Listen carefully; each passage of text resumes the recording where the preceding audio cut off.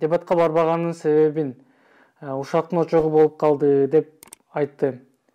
Ошол эле кара сууда дейт. Буга кандай дейсиз дейт. Мен мурунку теледебатка катышкан жокмун. Эмне себеп дегенде теледебат эмес эле ушак дебат болуп кетти. Көрдүңүздөр, акыйнеге айтыш болуп атат.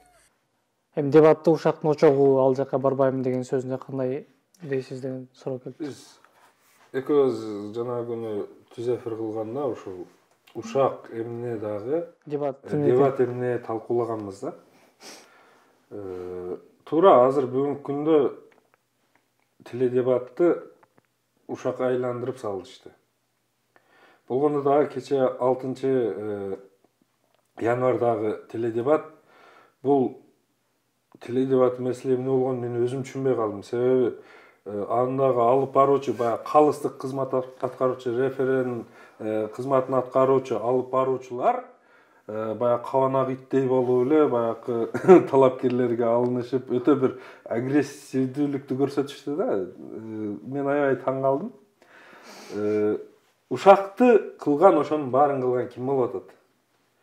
Ошол баягы мырза жигитибиз, бүгүнкү күндөгү эң алдыңкы талапкер. Ошол жигит качып ошол дебаттан өзү барбай коюп, анан баягы келген калган талапкерлердин баарын ага суроосу болуп, ага айтчу сөздөрү болуп, ошол адамга сүйлөш керек болуп атат дагы. Ал жер артынан сүйлөнүп калып, ал өзү барбай койсо, көзү жок болсо, алар сүйлөгөн сөзү арттан сүйлөгөн болуп калат да. Алар ушактаган сыяктуу болуп калып атат. Эгер бул киши коркпой, 6,5 миллион элдин башында турам деген адам эр жүрөк болуш керек да, жигит деген. Кыргыздын жигити болгондон кийин барып ошолорго өзүнүн оюн ачык айтып, жасачу иштерин, программаларын, буга чейин жасагандарын айтып, алардын түшүнбөгөн ошо артынан сүйлөтпөй аларды, бетине суроолорун берсе, аларга тик жооп берсе, ал жер эрлердин таймашы болчу да. Эр жигиттердин ачыкча таймашы. Дебат деген ушундай жер да, бир сынак да, президенттикке өткөрүүчү, эл элегинен өтүүчү сынак да.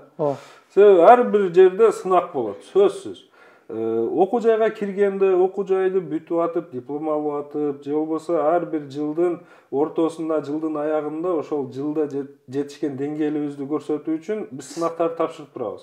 Жумушка киргенде эле сынактарды тапшырабыз. Ошол сынактардан өтсөк, анан кайсыдыр бир жумуш бизге ишенип берилет. Президенттик ушул дебат аркылуу берилет да. Анткени ошол жерде жана бүгүнкү күндө 18 талапкер болсо, 18дин баары келип алып, ошол жерде ким экенин өзү көрсөтөт элгечи. Анан эл үйдө баягы какшап стадиондордо турбай суукта, үйдө жылуу чайын ичип олтуруп, мунусу мындай экен, мунусу аябай табыш керек экен, мунусу жакшына сүйлөй алат экен, мунусу жөн эле баягы бирөө жазып бергенде окуйт экен деп бири-бирине салыштыруу аркылуу тандап алуучу сынак. Андан качып, аны жаман жака бургандын ордуна тескерисинче ошол жерге барып өзүн көрсөткөн оң болот эле. Мен ойлойм, бул аябай өзүнө чоң зыян кылды, Садыр Нуркожоевич. Эл деле азыр бүгүнкү күндө эч эле бир акмак жок да. Баарыбыз эле кыргыз эли 21-кылымда жашап аткандан кийин баардыгыбыздын аң сезимибиз бар. Өзүнүн эле бир уч, бир топ колдоочулары гана аны туура көрүп, ошол жака жетелеп аткан болбосо, негизги элдин бөлүгү, негизги масса бул нерсени түшүнүп эле турат. Өзү качып туруп анан кантип баягы актанычты билбей, ал жакты боктоп жамандаганын кереги жок. Ушинтип жаман сөз айткандан көрө, туура мен ушундай кемчилигим бар, бирок менин жүрөгүм таза, мен кыргыз эли жеридем, урматтуу элимде, ошол жерге барып, мен силер менен айтыша албайм. Бирок эгер эл мени тандаса, мен колуман келишинче иштеп берем деген сыяктуу сөздөрүн айтса, менин оюмча туура болот эле. Анан бул мындайда ойлор келип кетет. Эркек киши жасап аткан иштерге окшобойт да. Жигит, мырза жигит мындай иштерди жасабайт. Акылмандарынан аял кишилер көппү деп өзүмчө ойлоп калам да, себеби бул кыздарга ылайыктуу бүгүнкү күндө кадамдарды таштап атат да.